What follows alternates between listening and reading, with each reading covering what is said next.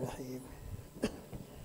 الحمد لله وحده والصلاة والسلام على من لا نبي بعده وعلى آله وأصحابه أجمعين، ونشهد أن لا إله إلا الله وحده لا شريك له، ونشهد أن سيدنا ونبينا ومولانا محمد عبده ورسوله صلوات الله وسلامه على سيد الأولين والآخرين، إمام الأنبياء والمرسلين، قائد القوم المهجرين، سيدنا محمد وعلى آله وأصحابه وأزواجه وأتباعه أجمعين، وبارك وسلم تسليما كثيرا كثيرا كثيرا.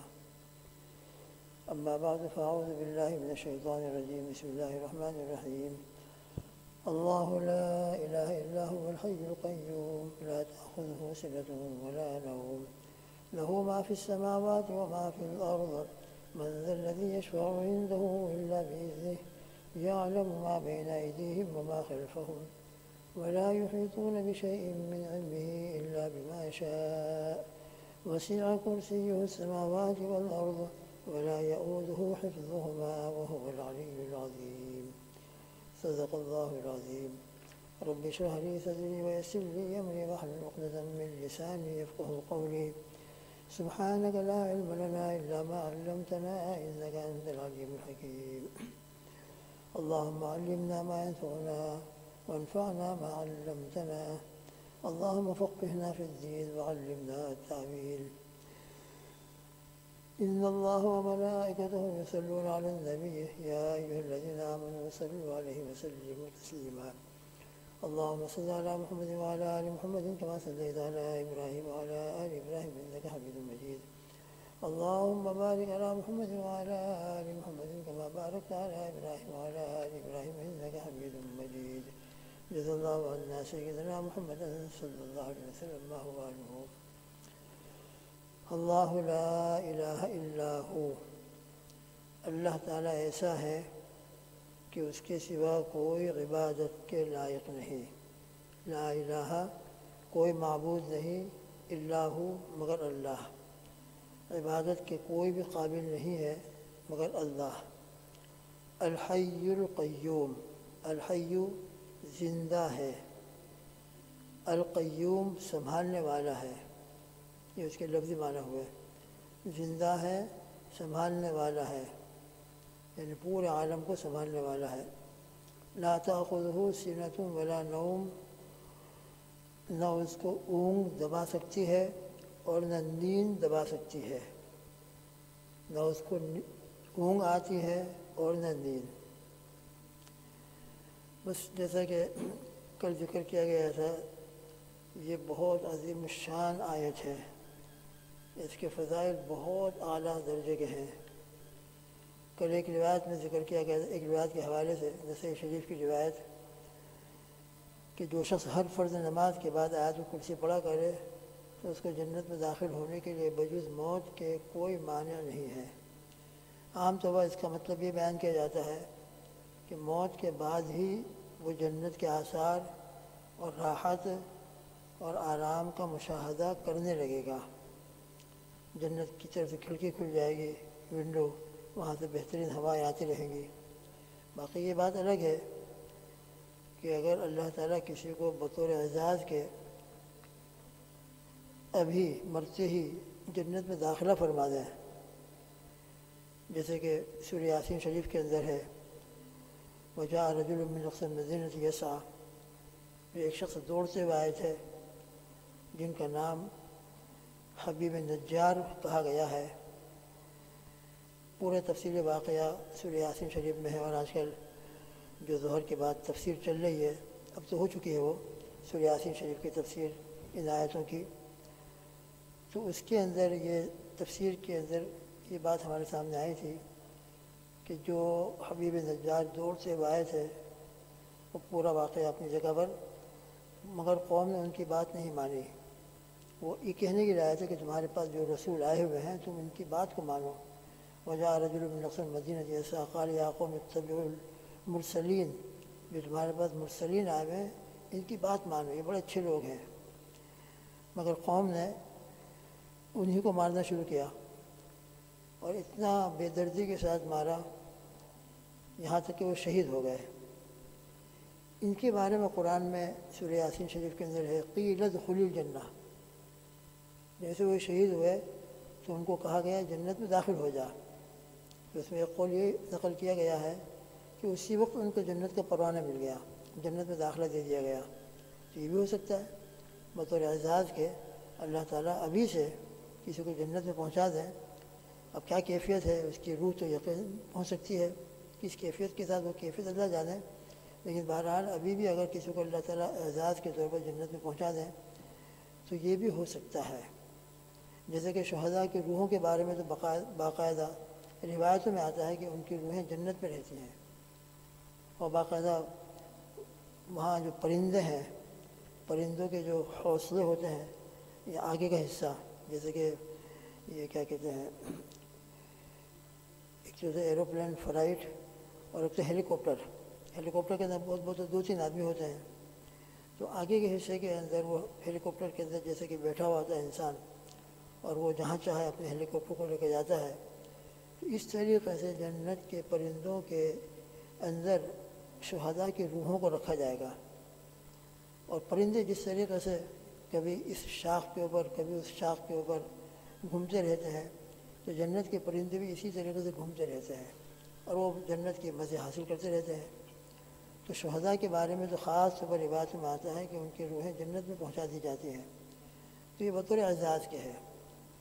اور اصل جو جنت میں داخلہ ہے ہمیشہ ہمیشہ ہمیشہ کے لیے، کہ جس کے بعد کبھی جنت سے نکلنا نہیں ہوگا، اور باقاعدہ اللہ تعالیٰ اعمال کی برکت سے ان کے لیے جنت کے فیصلے فرمائیں گے، تو وہ ہمیشہ ہمیشہ کا جنت میں حقیقتاً داخل ہونا ہوگا. حقیقتاً پھر وہاں سے کبھی نکلنا نہیں ہوگا، اور کبھی وہاں انسان کو نہ نکالا جائے گا نہ نکلے گا. جیسے کہ سورہ احقاف کے اندر حضرت تھانوی رحمۃ اللہ علیہ نے ایک موقع کے اوپر ایک جواب کے اندر ارشاد فرمایا ہے اسی مضمون کے اوپر. مضمون تو دوسرا چل رہا ہے مگر اسی طرح کی ایک بات کے اوپر فرمایا کہ دیکھیے سورہ احقاف کے اندر فرمایا ہے اولئک اصحاب الجنۃ خالدین فیہا جزاء بما كانوا يعملون ان الذين قالوا ربنا الله ثم استقاموا فلا خوف عليهم ولا هم يحزنون. اس کے بعد ہے اولئک اصحاب الجنۃ خالدین فیہا. جو دنیا میں یوں کہتے رہے کہ ہمارا رب اللہ ہے، پھر باقاعدہ استقامت کے ساتھ اس پر جمے رہے، جیسے بھی حالات آئے مگر ہمیشہ ان کی زبان پر ربنا اللہ اور دین و شریعت کے مطابق عمل، تو اللہ تعالیٰ ان کو جنت میں داخل فرمائیں گے. اور پھر ان کے بارے میں فرمایا خالدین فیہا جزاء بما كانوا يعملون، وہ اس میں ہمیشہ ہمیشہ رہیں گے. تو باقاعدہ اعمال کی جزا ہوگی، اعمال کے اعتبار سے جو فیصلے ہوں گے، تو ان فیصلوں کے بعد پھر جو جنت میں داخلہ ہونا ہوگا وہ داخلہ ہمیشہ ہمیشہ کے لیے ہوگا. تو ایک صورت یہ بھی ہوتی ہے کہ ہمیشہ کے لیے جنت میں داخلہ تو عالم آخرت میں ہوگا، حساب کتاب کے بعد ہوگا. اور ابھی جیسا کہ سورہ آیت الکرسی کے بارے میں کہا گیا حدیث میں تو یہی ہے کہ بس جنت میں داخل ہونے کے لیے موت مانع ہے. تو حدیث کے ظاہری الفاظ سے معلوم ہوتا ہے کہ وہ جنت میں فوراً داخل ہو جائے گا. تو اللہ تعالیٰ کسی پڑھنے والوں کو فوراً جنت میں پہنچا دے، جیسے حبیب نجار کو پہنچا دیا، شہداء کو پہنچا دیتے ہیں، ان کی روحوں کو وہاں پہنچا دیتے ہیں. تو اس طرح اگر کوئی بڑے یقین کے ساتھ کوئی بہت متقی دیندار آدمی ہو اور وہ آیت الکرسی کا ورد ہر نماز کے بعد کرتا ہو، فوراً اس کو جنت میں انتقال کے بعد پہنچا دیا جائے تو یہ بھی ممکن ہے. ورنہ یہ تو ضرور ہے کہ انشاءاللہ جنت کے آثار اور آرام اور راحت کا مشاہدہ وہ مرنے کے بعد ہی کرنا شروع کر دے گا. اللہ تعالیٰ اس کے لیے ایسا نظام فرمائیں گے. واللہ اعلم بالصواب. اللہ تعالیٰ کی قدرت میں ہے، اللہ کے فیصلے پر ہے، جو کچھ وہ چاہے کر سکتے ہیں.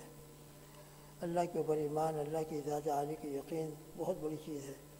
اللہ کے ساتھ محبت اور تقوی کی اعلیٰ سے اعلیٰ مقام پر انسان پہنچ جائے تو اللہ پاک اس کو کیسا اعزاز فرمائیں گے وہ بس اللہ ہی بہتر جانتے ہیں. اللہ لا الہ الا هو الحی القیوم، یہ آیت الکرسی ہے، اس میں 10 جملے ہیں. پہلا جملہ ہے اللہ لا الہ الا ہو، یہ ہمارا لا الہ الا اللہ وہی ہے. لا الہ الا اللہ روزانہ ہم لا الہ الا اللہ کا ورد کرتے ہیں. رمضان میں تو اور کرنا چاہیے، کثرت سے کرنا چاہیے کہ اللہ کے سوا کوئی معبود نہیں. اللہ لا الہ الا ہو کے اندر بھی یہی مضمون ہے کہ اللہ سبحانہ و تعالیٰ کے سوا کوئی معبود برحق نہیں. وہی معبود برحق ہے، اس کے سوا کوئی معبود بننے کے قابل ہی نہیں ہے۔ دوسرا جملہ ہے اللہ لا الہ الا ہو کے بعد الحی القیوم، یہ دوسرا جملہ ہے۔ الحی القیوم، الحی کس کو کہتے ہیں؟ تفسیر ابن کثیر کے اندر الحی کی تفسیر کرتے ہوئے یہ فرمایا ہے الحی اے الحی فی نفسہ الذی لا یموت ابدا المقیم لغیرہ۔ حی اس ذات کو کہا جاتا ہے جو اپنی ذات کے اعتبار سے زندہ ہو، اپنی ذات کے اعتبار سے کسی نے اس کو زندگی دی ہو، جیسے کہ اللہ کے سوا دنیا میں جتنی بھی چیزیں ہیں، اللہ کی ذات اعلیٰ کے علاوہ کے سوا، اللہ کی ذات عالی کے سوا جتنی بھی چیزیں ہیں، ان تمام کو جو حیات ملی ہے، ان تمام کو جو زندگی ملی ہے، وہ اللہ سبحانہ و تعالیٰ کی حیات سے ملی ہے۔ چنانچہ مرقات شرح مشکات میں الحی کے جو معنی نقل فرمائے ہیں، جس کو حکیم اختر صاحب رحمہ اللہ نے اپنے مواعظ کے اندر اور ان کے مواعظ جو چھپے ہوئے اس کے شروع کے اندر یا حی یا قیوم برحمتک استغیث، اس دعا کی وضاحت کرتے ہوئے نقل فرمایا ہے۔ حی کس کو کہتے ہیں؟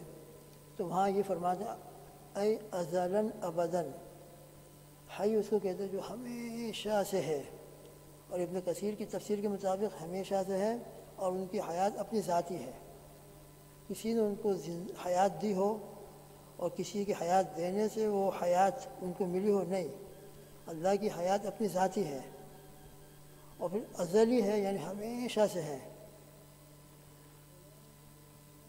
وہ حیات و کل شیء بھی مرقات میں لکھتے ہیں، اور ہر چیز کی حیات انہی سے قائم ہے۔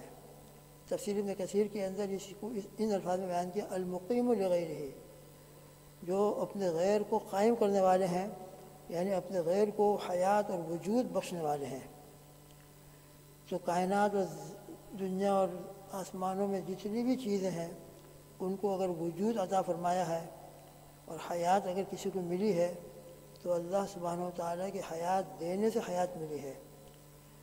اور پھر اس کے بعد فرماتے ہیں مؤبداً، الحی کے لیے ازلاً ابداً بھی ہے اور مؤبداً بھی ہے، اس لیے ہمارا عقیدہ اللہ سبحانہ و تعالیٰ کے بارے میں جو ہے، بالکل بچپن سے ہم تعلیم اسلام کے اندر شاید پڑھتے ہوئے آئے ہیں کہ اللہ سبحانہ و تعالیٰ ازل سے ہیں اور ابد تک رہیں گے، یعنی ہمیشہ ہمیشہ سے ہیں اور ہمیشہ ہمیشہ تک رہیں گے، کبھی بھی کسی بھی حالت کے اندر ان کے اوپر موت نہیں آ سکتی، لا یموتو ابداً، ان کے اوپر کبھی موت نہیں آئے گی، بلکہ موت کے جو آثار ہیں آگے آ رہا ہے لا تأخذہ سنۃ ولا نوم، یہ بھی نہیں ہوگا۔ تو الحی کے معنی ہوئے ایسی ذات جو اپنی ذات کے اعتبار سے موجود ہو اور ہر چیز کو وجود دینے والی ہو، ہمیشہ سے ہو اور ہمیشہ رہنے والی ہو۔ اس لیے اللہ سبحانہ و تعالیٰ کے بارے میں ہمارا عقیدہ ہے اللہ تعالیٰ ازلی ہے اور ابدی ہے۔ اللہ تعالیٰ ازلی ہے یعنی ازل سے تھے، جب کوئی چیز موجود نہیں تھی، نہ آسمان نہ زمین اور نہ یہ جنت نہ دوزخ اور نہ لوح محفوظ اور نہ لوح قلم نہ عرش و کرسی، وہ اللہ تھے، اللہ کی ذات عالی اس وقت بھی تھی۔ ان تمام چیزوں کو اللہ نے بعد میں وجود عطا فرمایا ہے، عرش ہو، کرسی ہو، جنت ہو، دوزخ ہو، آسمان ہو، زمین ہو، اور پھر پورا جو سلسلہ جناتوں کا، انسانوں کا، جانوروں کا، اور دنیا کے اندر درختوں کا، اور نہ معلوم کیا کیا چیزیں ہیں، اللہ ہی جانتے ہیں اللہ کی کائنات کے اندر کیا کیا چیزیں اللہ نے پیدا کر رکھی ہیں۔ یہ سب کے سب اللہ نے وجود ان کو عطا فرمایا ہے، باقی اللہ کا وجود کسی کے دینے سے نہیں ہوا ہے۔ اس لیے الحی کے معنی معمولی نہیں، ہم بس کہتے زندہ ہے تو زندہ تو اس وقت میں بھی ہوں، آپ بھی ہیں، مگر نہیں، ہم اپنے آپ کو حی نہیں کہہ سکتے۔ حی کی ذات تو صرف اللہ، اس لیے کہ حی کے معنی یہ ہے جو ابھی آپ کے سامنے ابن کثیر اور مرقات شرح مشکات کے حوالے سے ذکر کیا گیا، وہ ہے حی کے معنی۔ اللہ تعالیٰ کی ذات عالی حقیقت میں حی ہے، اپنی ذات کے اعتبار سے قائم ہے اور پوری کائنات کو وجود عطا فرمانے والی ہے۔ اور پھر اس کے بعد القیوم، قیوم جو ہے مبالغہ کا صیغہ ہے۔ قیوم کے معنی کیا ہوتے ہیں؟ مرقہ شرح مشکات میں حکیم اختر صاحب نے وہاں سے نقل کیا ہے اپنی اس دعا کی وضاحت کرتے ہوئے، فرماتے ہیں القیوم اے قائم بذاتہ، یا حی یا قیوم اے قائم بذاتہ ویقوم غیرہ بقدرتہ، جیسے کہ حی کے اندر بتلایا گیا ہے کہ وہ اپنی ذات کے اعتبار سے زندہ ہے، تو قیوم کے معنی بھی ہوتے ہیں کہ اپنی ذات کے اعتبار سے قائم ہے۔ ہماری مسجد کے روف یہ بھی قائم ہے، مگر اس کے قائم ہونے کے لیے پلر کی ضرورت ہے، اس کے قائم ہونے کے لیے کسی چیز کے ساتھ اس کو سہارا ملے، سپورٹ ملے تو قائم ہے۔ ہر چیز کے لیے دنیا کے اندر ایک قانون چل رہا ہے، اپنی ذات کے اعتبار سے وہ قائم نہیں ہوتی، اس کے لیے کوئی نہ کوئی سپورٹ ہوتی ہے تو وہ قائم ہوتی ہے، اور وہ مگر اللہ کی ذات عالی اپنی ذات کے اعتبار سے قائم ہے، وہ کسی کے سپورٹ دینے سے قائم ہوئے ہو معاذ اللہ ثم معاذ اللہ، نہیں، بلکہ قائم بذاتہ ہی اپنی ذات کے اعتبار سے وہ قائم ہے، اور پھر اس کے ساتھ ویقوم غیرہ بقدرتہ، اور اپنی ذات کے علاوہ پوری کائنات کو قائم رکھے ہوئے ہے، سنبھالے ہوئے ہے، ان کے گر جانے سے، ان کے ٹوٹ پھوٹ ہو جانے سے، ان تمام چیزوں سے ان کو محفوظ رکھے ہوئے ہے۔ لہذا قیوم کے معنی کیا ہوا ہے؟ ایسی ذات جو اپنی ذات کے اعتبار سے قائم ہو اور خود قائم رہ کر دوسروں کو قائم رکھتا ہے اور سنبھالتا ہے۔ یہ صفت اللہ ہی کی ہو سکتی ہے، اس لیے بعض لوگوں کا نام عبد القیوم ہوتا ہے، بہت اچھا نام ہے، بہت بہترین نام ہے۔ قیوم تو اللہ کی صفت عالیہ ہے، جیسے الرحمن اللہ کی صفت ہے، اور ہم عبد الرحمن نام رکھتے ہیں، عبد الرحیم نام رکھتے ہیں، عبد السلام نام رکھتے ہیں۔ القیوم بھی اللہ کی صفت ہے، تو ان کی صفت کی طرف اضافت کر کے عبد القیوم نام رکھیں، بہت اچھی بات ہے، مگر ایسے موقع کے اوپر جتنے بھی اس قسم کی صفتوں کے ساتھ نام ہیں جو اللہ کی صفت مخصوصہ ہیں، تو وہاں پر جب ہم ان کو پکاریں تو باقاعدہ عبد القیوم کہہ کر پکاریں۔ مفتی شفیع صاحب رحمہ اللہ نے معارف القرآن کے اندر وَلِلَّهِ الْأَسْمَاءُ الْحُسْنَىٰ فَادْعُوهُ بِهَا وَذَرُوا الَّذِينَ يُلْحِدُونَ فِي أَسْمَائِهِ کی تفسیر کے اندر اس کی بڑی وضاحت اور ڈیٹیل کی ہے کہ عبد الغفار ہے تو ہم کو باقاعدہ عبد الغفار نام لے کر پکارنا چاہیے، عبد القیوم ہے تو عبد القیوم کہہ کر ان کو پکارنا چاہیے، خالی ہم کو قیوم قیوم کہہ کے پکارے، قیوم بھائی نہیں، فرماتے ہیں کہ یہ قیوم تو اللہ کی صفت ہے، لہذا عبد القیوم ہے، عبد الغفار ہے، عبد الرحمن ہے، تو پورا نام لے کر ہم کو پکاریں، عبد الرحمن بھائی، عبد القیوم، عبد الغفار، اس قسم کے اور جو دوسرے نام ہیں۔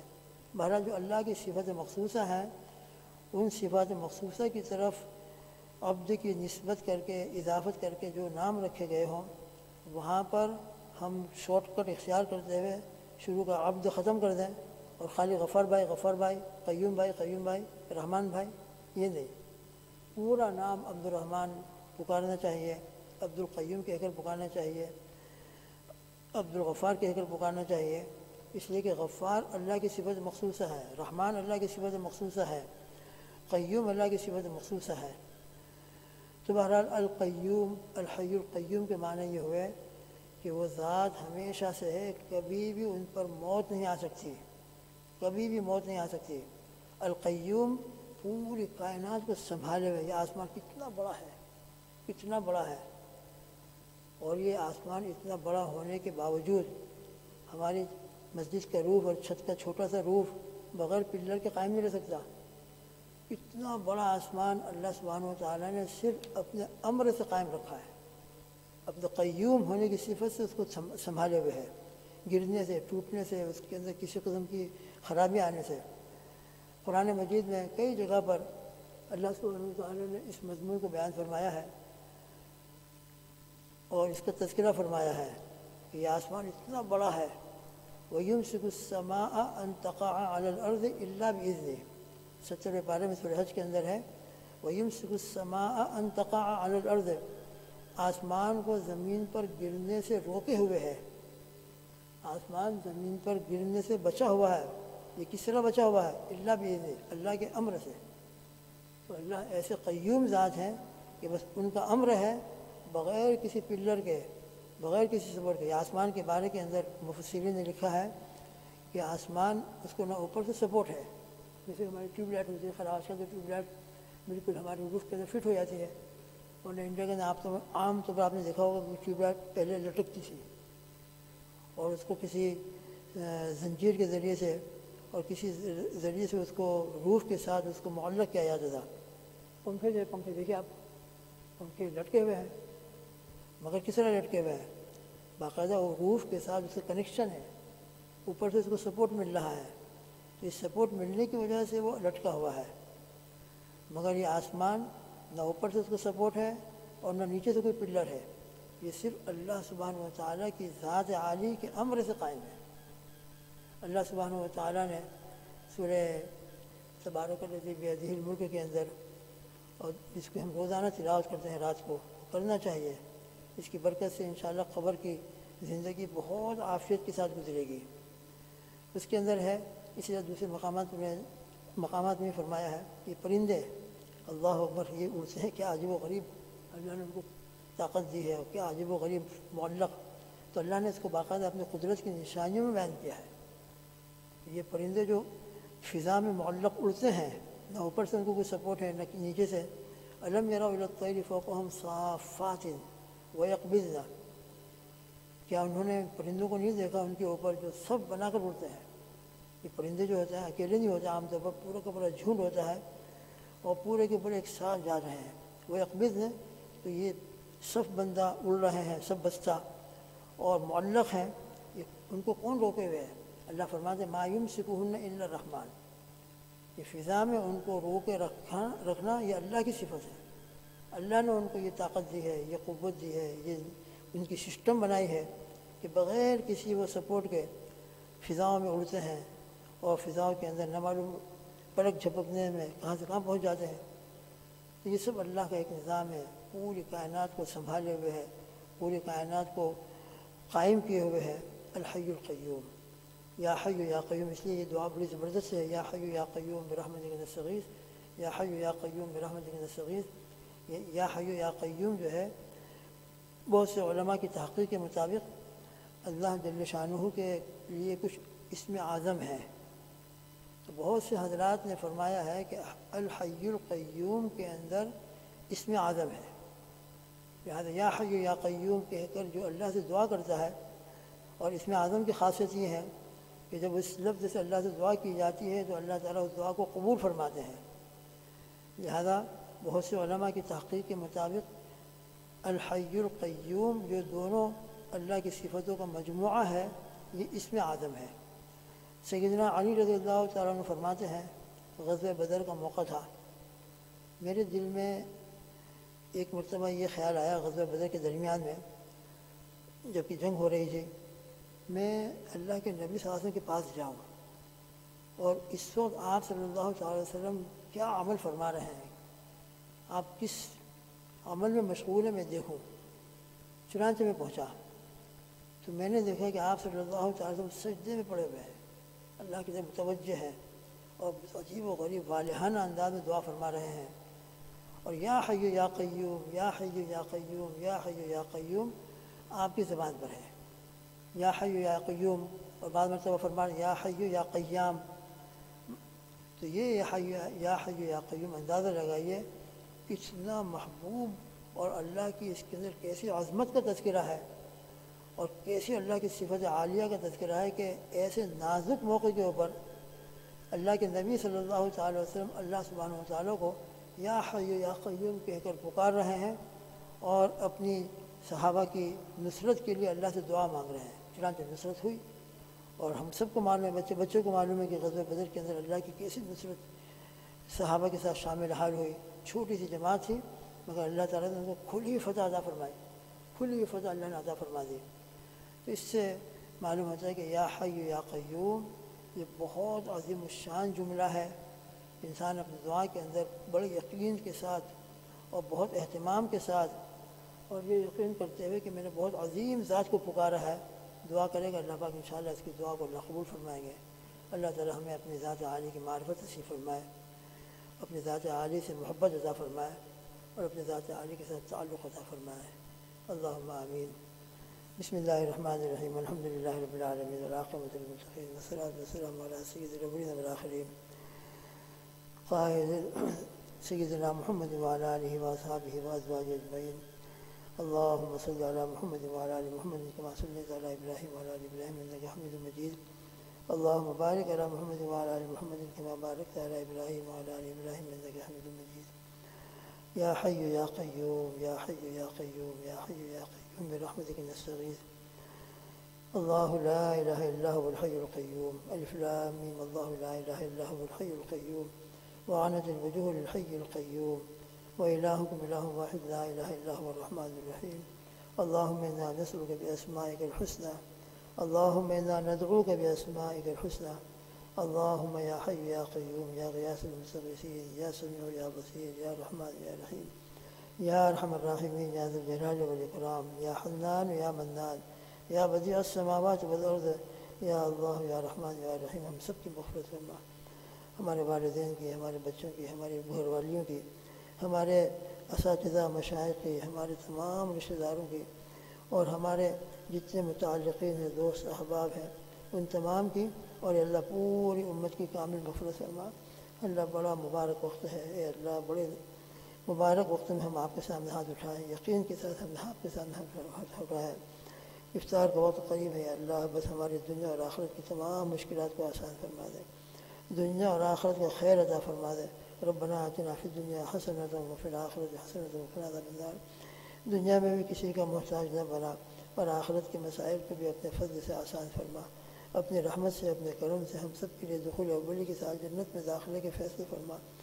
جہنم سے یا اللہ آزادی ہو رہی ہے، جہنم کے قیدی آپ آزاد فرما رہے ہیں رمضان کی برکت سے.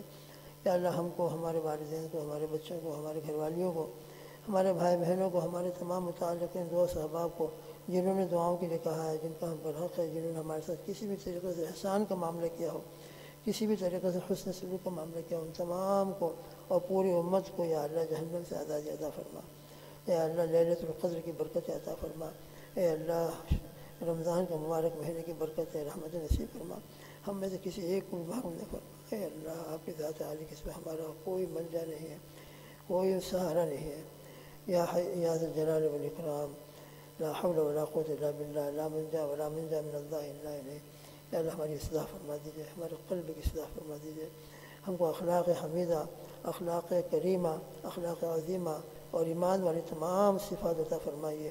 اور جتنے اخلاق رذیلہ ہیں جو ہمارے دل کو برباد کرنے والے ہیں، ہمارے ایمان کو ہلاک کرنے والے ہیں، برباد کرنے والے ہیں، یا اللہ ہم کو جہنم کے قریب کرنے والے ہیں، ان تمام بد اخلاقیوں سے، ان تمام عظیم گناہوں سے. اللہم یا عظیم یا عظیم لا الہ الا اللہم انت الہنا لا الہ الا انت. اللہم اغفر الذنب العظیم فإنہ لا یغفر الذنب العظیم الا العظیم. یا اللہ آپ ہمارے بڑے سے بڑے گناہوں کو ایک لمحے کے اندر معاف فرما سکتے ہیں. آپ کی رحمت بہت وسیع ہے. اللہم انا نسألک برحمتک التی وسعت کل شیء ان تغفر لنا. آپ کو آپ کی رحمت واسعہ کا واسطہ. اللہم انا مغفرتک اوسع من ذنوبنا ورحمتک ارجع عندنا من اعمالنا. آپ کی مغفرت کی وسعتیں اور آپ کی رحمت کی وسعتوں کو آپ کے سوا کوئی نہیں جانتا. یا اللہ ہم سب کو، پوری امت کو، ہمارے والدین، اساتذہ، مشائخ کو، ہمارے محسنین، ہمارے دوست احباب، ہمارے تمام بھائی بہنوں کو اپنی رحمت کی چادر میں لے کر، اپنے آغوش رحمت میں لے کر، یا اللہ ہم سب کے ساتھ رحمت کا معاملہ فرما. اپنے پکڑ سے، اپنے غصے سے، اپنے غضب سے، اپنے عذاب سے دنیا میں بھی حفاظت فرما، موت کے وقت میں بھی حفاظت فرما، قبر میں بھی حفاظت فرما، میدان محشر کے اندر بھی حفاظت فرما، اور پل صراط کے اوپر بھی یا اللہ حفاظت فرما. اور اپنے فضل سے، اپنی رحمت سے، آقا صلی اللہ تعالیٰ علیہ وسلم کے صدقے صفحے سے، یہ قرآن مجید کے صدقے میں یا اللہ دخول اول کے ساتھ ہم کو، ہمارے والدین وغیرہ کو یا اللہ داخلہ عطا فرما. اپنی رحمت سے اپنی ذات و صفات کی معرفت عطا فرما. یا اللہ آیت الکرسی کے اندر آپ نے جو اپنی صفات کا تذکرہ فرمایا ہے، یا اللہ ان تمام صفات کا اور ان تمام اسماء حسنہ کا جو آپ کے اسماء حسنہ ہیں، ان تمام کا ہم کو یقین عطا فرما، ان کے اوپر ایمان عطا فرما. آپ کے ذات عالی کی وحدانیت اور توحید کامل عطا فرما. اس توحید کے اندر ایک رائے کے برابر بھی ملاوٹ نہ ہو. صرف اور صرف یا اللہ آپ ہمارے رب ہیں، آپ ہی ہمارے پالنہار ہیں، آپ ہی ہمارے تمام مشکلات کو آسان فرمانے والے ہیں. یا اللہ بس آپ کے رب ہونے کا یقین ہمارے دلوں کے اندر اتنا پیدا فرما دے کہ آپ کی ربوبیت اور آپ کی معبودیت کے علاوہ ہمارے قلب کے اندر کوئی چیز باقی نہ رہے. بس ہمارے قلب کے اندر صرف آپ کی ذات، آپ کے ذات عالی کی محبت قائم و دائم رہے۔ اے اللہ ایسا قلب عطا فرما، غیر اللہ سے ہمارے قلوب کو اور غیر اللہ کے یقین سے ہمارے قلوب کو پاک و صاف فرما، ہماری اصلاح فرما، ہمارے بچوں کی نسلوں کی اصلاح فرما، ہم کو بھی ایمان کے استقامت اور موت کے وقت میں خاتمہ بالخیر علی ملت رسول صلی اللہ علیہ وسلم عطا فرما، موت کے وقت میں آپ کا پاک نام، پاک کلمہ لا الہ الا اللہ محمد رسول اللہ اپنے فضل سے ہماری زبانوں میں جاری فرما، اور ایسی موت کی تیاری عطا فرما کہ موت کے وقت میں ہماری روح آپ کے شوق لقاء میں آپ کے پاس آنے کے لیے تڑپ رہی ہو اور بے چین ہو، ایسی بے چینی اور ایسی بے قراری والی موت ہم کو عطا فرما، اور آپ کے نورانی مبارک فرشتے ہم کو بشارتیں اور خوشخبری سنا رہے ہوں، یا ایتھا النفس المطمئنہ ارجعی الی ربک راضیۃ مرضیہ فادخلی فی عبادی وادخلی جنتی، جنتی کفن لائے ہوں اور اس جنتی کفن کے اندر ہماری روح کو لے جایا جا رہا ہو۔ اے اللہ آپ کے لیے کوئی مشکل نہیں ہے، آپ ہمارے لیے ایسی موت کے فیصلے فرما دیں، آپ کے لیے کوئی مشکل نہیں ہے۔ اے اللہ ہمارے لیے، ہمارے بچوں کے لیے اور ہمارے تمام متعلقین پوری امت کے لیے ایسی ہی موت کے فیصلے فرما۔